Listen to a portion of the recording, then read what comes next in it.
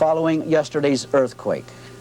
We at Channel 17 Reports feel that the events in California make tonight's documentary on the deadly dilemma at the West Valley nuclear facility even more timely. Here's part one.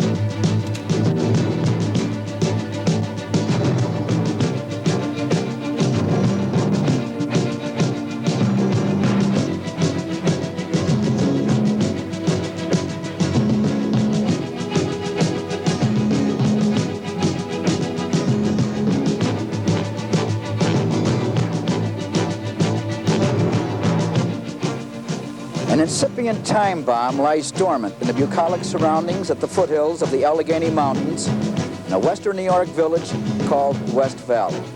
It had its beginning in 1961. Governor Rockefeller and his GOP-controlled Senate gave birth to a private nuclear service here just 35 miles south of Buffalo in the Cattaraugus County town of Ashford. In 1963, the U.S. Atomic Energy Commission issued a permit for the construction of Nuclear Fuel Services, a subsidiary of Getty Oil. Thus was created the only licensed commercial nuclear fuel reprocessing and storage operation in the nation. The facility, which is located on a 3,300-acre site leased by NFS from New York State, reprocessed spent nuclear fuel here from 1966 to 1972. The plant now is being maintained in a shutdown condition, and the state will assume its responsibility for the facilities and its deadly waste when the company lease expires at the end of the year. I'm Fran Lucca. On Channel 17 Reports this week, we examine the explosive issue dealing with the decommissioning and decontamination of the nuclear services here in West Valley.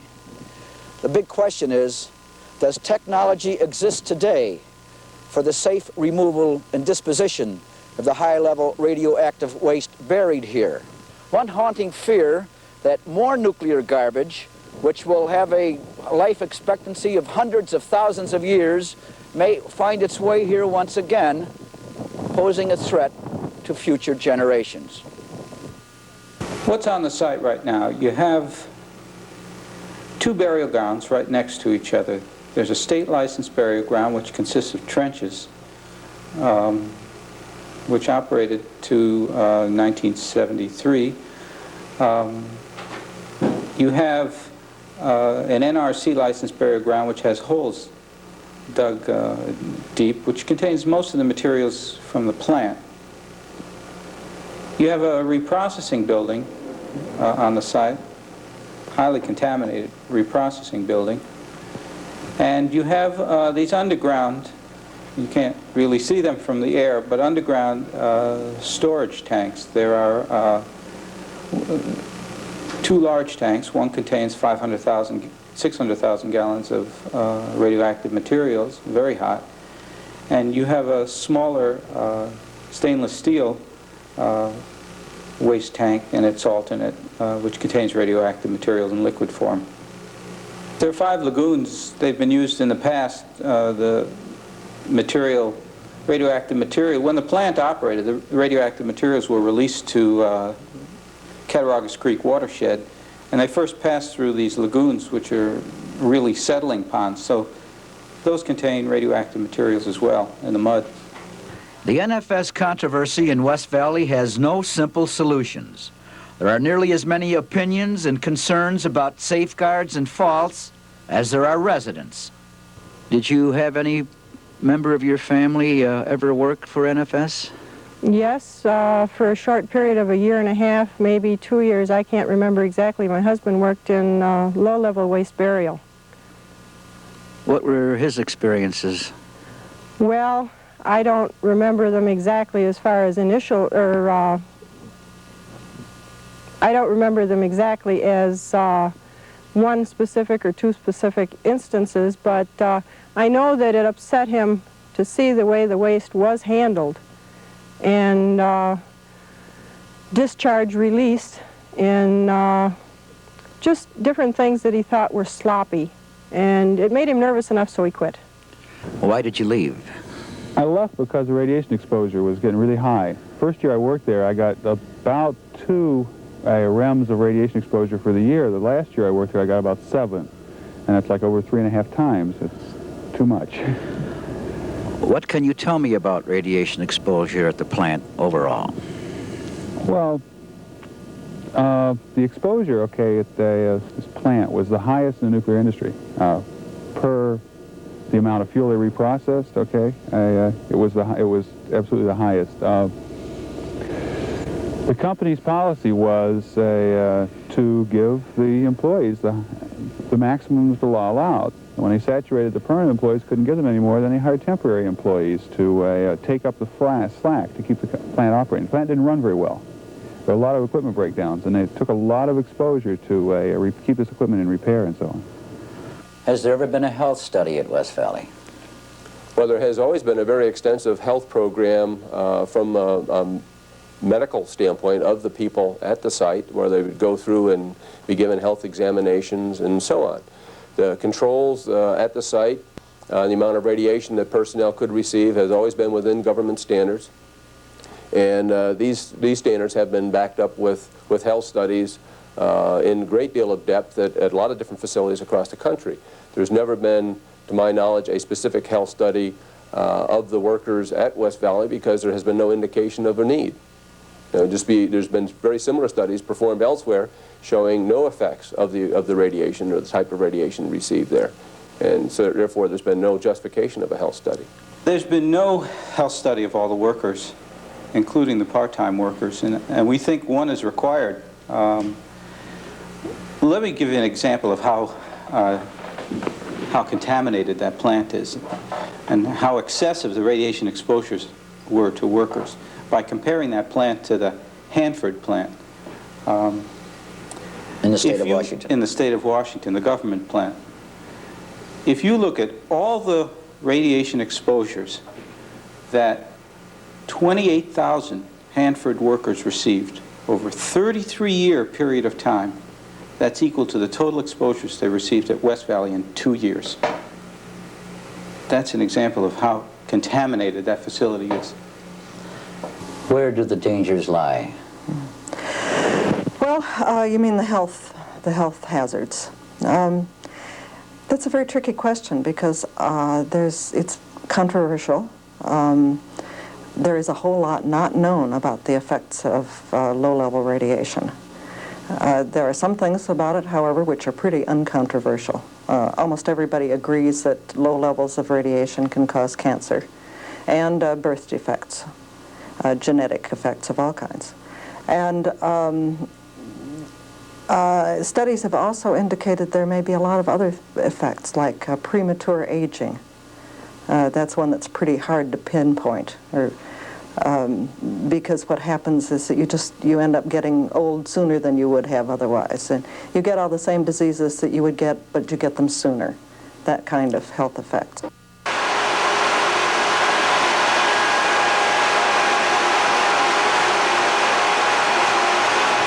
The purpose of reprocessing is to take these fuel rods and recycle the material, which in general, of course, environmental groups like ours are in favor of recycling materials. You take out the uranium, you'd separate the uranium from the plutonium, and then you'd have this waste material that you would store and eventually dispose of somehow. So they would take these fuel assemblies and dissolve them in acid, and then it would be like a chemical facility, a radioactive chemical facility. They'd separate out all the materials, and then they'd take the uranium away. The plutonium, much of the plutonium came from Hanford, Washington, and that would be sent back. 60% of it would be weapons-grade plutonium, and that would be used for weapons. Some of the other plutonium was given to some of the fuel manufacturers and also shipped to West Germany. The uranium itself has never been recycled and sits in Ohio now. And the waste, of course, sit in the tank at West Valley. Most of the waste sitting in a very large tank, about 600,000 gallons of waste sit in a tank at West Valley. Can you describe this tank and its contents? Well, the tank is sort of like a large pancake. It's about 75 feet in diameter, 25 feet high. It sits in a vault. It sits within a pan, which sits within a concrete vault. Is this steel? It's a carbon steel tank, so it's corroding, you know, like any steel drum would be corroding. The material inside the tank is separated into two phases. There's liquid, and then there's a sludge underneath the liquid. And that sludge is intermixed with the lattice work at the bottom of the tank. What is the life expectancy of one of these tanks? Okay, the tanks were originally designed to last for 40 years. Somewhere in the last 2 years they gained 10 years from the Department of Energy, and now they're designed to last for 50 years.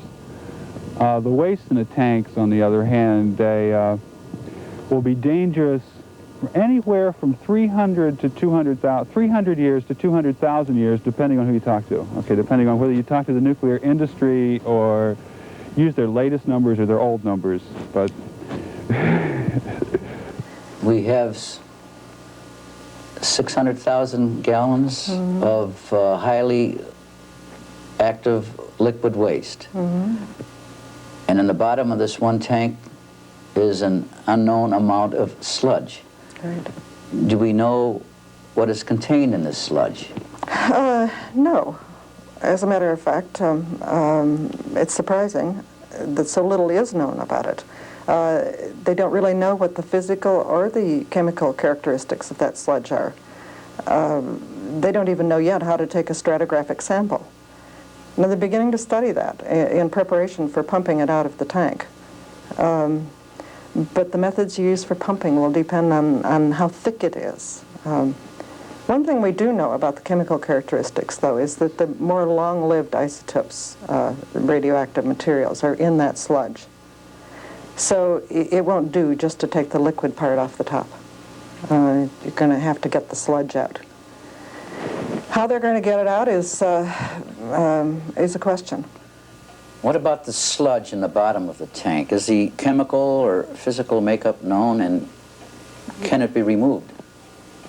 Well, I don't think there's been a lot of different instances where one has had sludge contained in tanks, and there are ways of mixing the sludge and sluicing it into other receptacles for solidification purposes, and this is being done at a fair degree of frequency. What would happen when the liquid is removed from the sludge? Would it generate heat? Would there be a problem? No, I think the intent with the original design was that at some point in time that the material, that the liquid in the tanks would be boiled off over a period of years, and effectively the material itself would turn to a solid. So I see no problem in the solids itself that are in there. Some say that they fear that it may generate heat to a great excess. Well, this is quite calculable and measurable, and so you can measure the amount of heat that's being produced in the tanks today, and so one can determine this. I don't think you'll find very many people who've been involved in handling high-level waste or waste of this type that's concerned about the amount of heat that's produced in there. Something you look at and determine and can be handled. It'll be very difficult to remove that material from the tank. Of course, we're very concerned about that situation because the tank is corroding, and we're concerned that it could withstand the type of earthquake that could occur on the site. And if there were an earthquake, then we're concerned, you know, what would happen into this area. There's a megacuries of material in that tank, and the potential to cause millions or billions of cancers of various kinds. So it's absolutely necessary that that material be contained and not be released to the environment. Is there any danger here of earthquakes locally? Well, you know, we sit 23 miles from a fault line, a major fault line called the Clarendon-Linden Fault. There are branches of that fault line that run all through the area, so there is a fair chance of an earthquake in this area. As a matter of fact, one of the things that I like to credit for the fact that Nuclear Fuel Services finally closed down when they did was that we found a shift in the rocks down the Azor Valley that we documented, a fault shift, about 5 years ago. And we documented it, sent it to the Nuclear Regulatory Commission. And that was when the Nuclear Regulatory Commission upped the standards for nuclear fuel services and said that should they want to expand the plant, which is what their plan was at the time, that they would have to build it for a much stronger earthquake than it's built for now. So there is that good possibility, according to the NRC, that they could have an earthquake. You talked about earthquakes before. Has there been a seismic study done in the area? Well, the government has set, what earthquake standard should be on the site.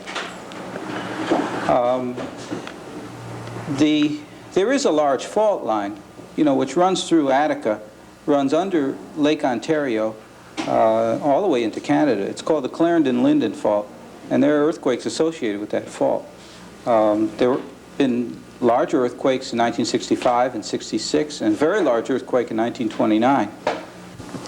They raised the seismic standards to a point which would have made it economically unfeasible for the company to remain. Now, by those new seismic standards, now that just means the size earthquake that could occur here, based on its nearness to the Clarendon-Linden Fault, the one that goes through Attica. You remember there was a big earthquake in Attica a few years ago. Based on that, it would say that that fuel pool would crack. The water would leak out of it. And a recent study would indicate that maybe the tanks would hold all right, the liquid, the ones with the liquid, high-level stuff in it. But that's not for sure. There's already a leak in the pan underneath one of those tanks, the big one. And the effects of an earthquake on the building are kind of unknown. Some study has seemed to indicate that a lot of the building would fall, but the hot cells would probably stay there.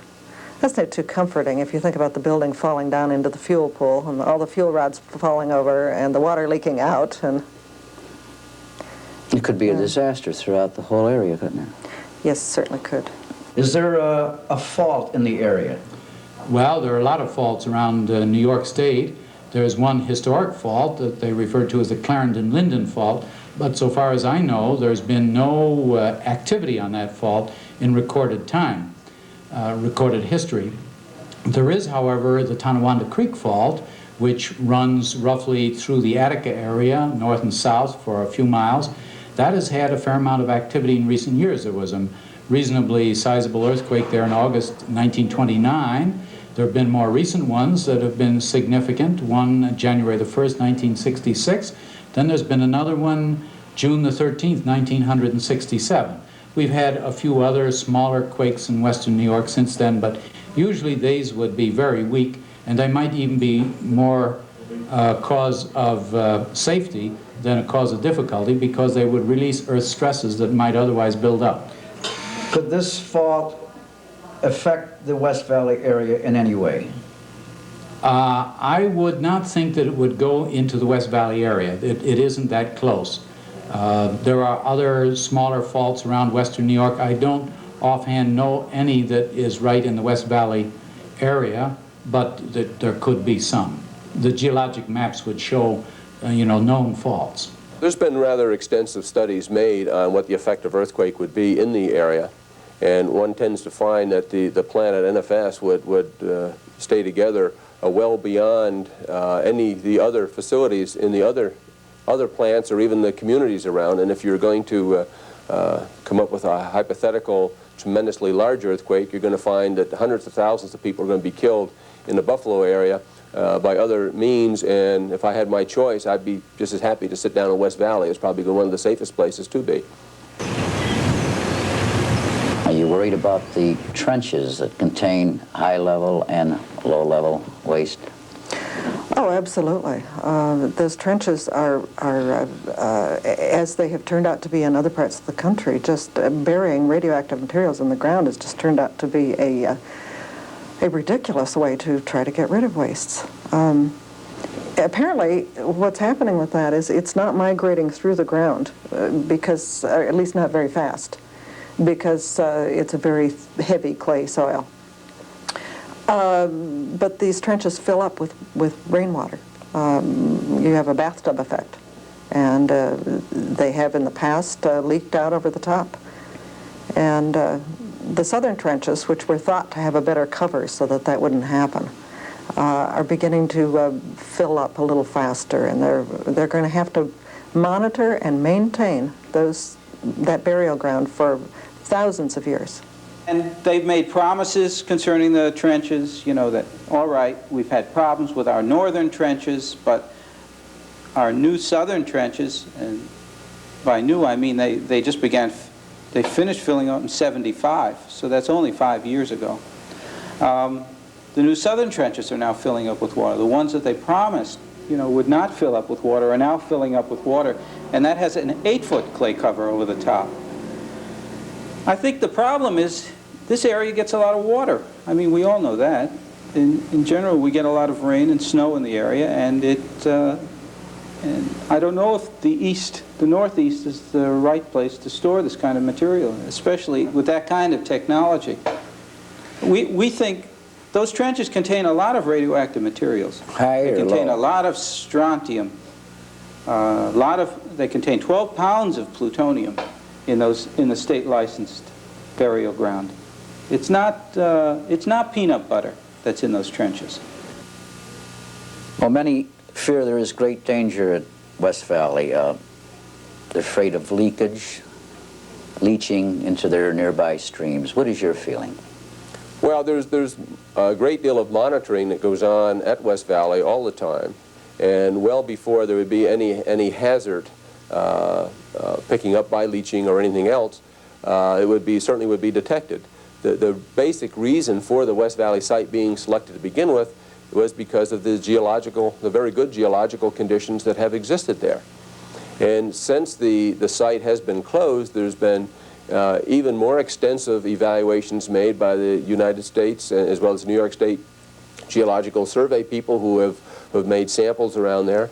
And every single report that they have come out with have always been very favorable with the site and indicated that the site itself is quite stable, quite manageable, and is actually a very good site for storage of radioactive materials. There are some people that say, well, if, you know, the tank cracks open, the vault cracks open, why, we still have this magic silty till that will contain all the radioactive materials.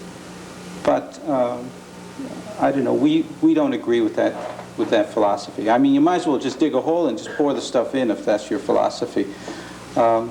What would happen if it got into this famous silty till? Well, that land would be contaminated essentially forever. No one could be on that land forever. You know, that land would be written off. Would it leach into waterways? It could leach into waterways, that's right. There are sand lenses underneath on the property too, and no one knows, you know, where the, you know, sand lenses go. That's never been completely, you know, researched where all the sand lenses go. And if you have an earthquake, then sand lenses connect to each other. That's always possible, that another pathway is formed, you know, to the creek. Talking about the liquid part, do we have the technology to solidify the liquid part? Well, there are some suggestions. There is not agreement yet among the experts about what's the best way to do it. See, it's a very complicated problem because it's all tied in with what you're going to do with it after you solidify it. You can't decide just to solidify it in the cheapest or the easiest way because you have to consider where it's going to go and whether the method you've used is compatible with the final repository. And as you know, there is no federal repository yet, no permanent place to store the wastes. But we have to make a start, and it's pretty clear that it's going to have to be pumped out of the tanks, and probably a preliminary process called calcination, which is basically just a way of drying it and putting it into a powder, is going to have to be done. They've solidified Okay, some high-level waste at Hanford, Washington, and Savannah River, South Carolina. These are weapons facilities the federal government has. They've done this by a method called calcination. They've done a few 100,000 gallons of waste that way. There's another method that they talk about called glassification, that they, or vitrification. Both terms mean the same thing. It's questionable as to whether they can do this now. Right now it's been done on a laboratory scale. It's never been done on a large scale. The Department of Energy's primary option for doing the work at here seems to be glassification. They want to use this as an experimental facility to see if this actually does work, so then they can go to the millions of gallons of high-level waste they have at the weapons plant and glassify them potentially if it does work. Is the solidification of the liquid waste feasible? Yes, sir. I've seen it done. I went to Barnwell, South Carolina. I saw where they store the chemicals for the solidification of liquid waste. The process was explained to me as a layman in this industry, and I felt very confident that the people there knew what they were talking about and could very successfully handle the, quote, liquid waste problem in West Valley. I believe the technology, there is reasonable technology that can be applied to the solidification of the waste. A major point of the discussion that seems to go on is not whether one has the technology to do it, but should you develop improved technology? And at what point should you stop developing or looking for improvements and get on with actually doing the job? In other words, this is more of an experimental, this is more or less an experimental process, isn't it? Well, it depends on how you define experimental. If you're talking about real basic experimental, I would dispute that. It's certainly experimental from the standpoint that it's not the type of thing that's being done on this scale on a day-to-day basis. However, the principles that are involved are fairly well known, so I don't put it into what I would classify as developing brand new experimental technology that one has to wonder if it's really ever going to work at all. I don't think there's any question about that. On Channel 17 Reports next week, we conclude our West Valley story with possible solutions to the dilemma. We examine the know-how, or lack of it, dealing with the removal of the deadly waste. We talk to townspeople concerning their greatest fears and ways to face them. And how about the economic impact on the community? It's been partially subsidized in village and school taxes by NFS. Then there's a question of safety versus economics. The reopening of the plant will mean a continuing tax benefit for the people of West Valley. But will it open up a Pandora's box? Could it become a permanent dumping ground for nuclear garbage in a suspected deal between the state and federal government?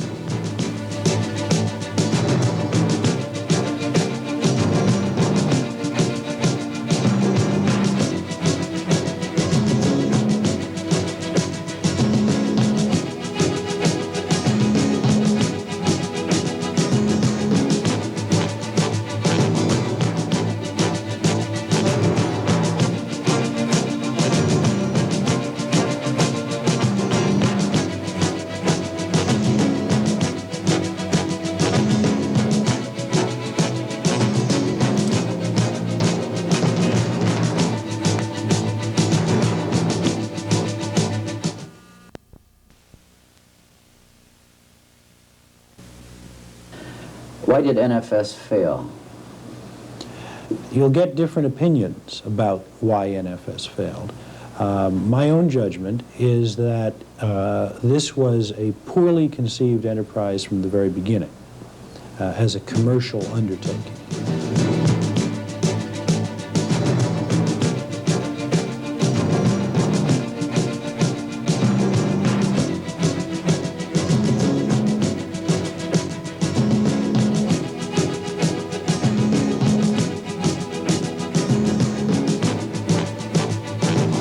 I'm Fran Lucca.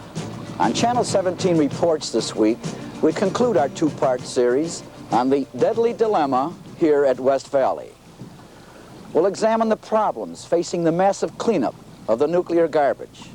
We'll talk to townspeople concerning the economic impact should the facility be phased out permanently. which leaves us with one haunting question. What will happen to West Valley, either with or without its nuclear waste graveyard?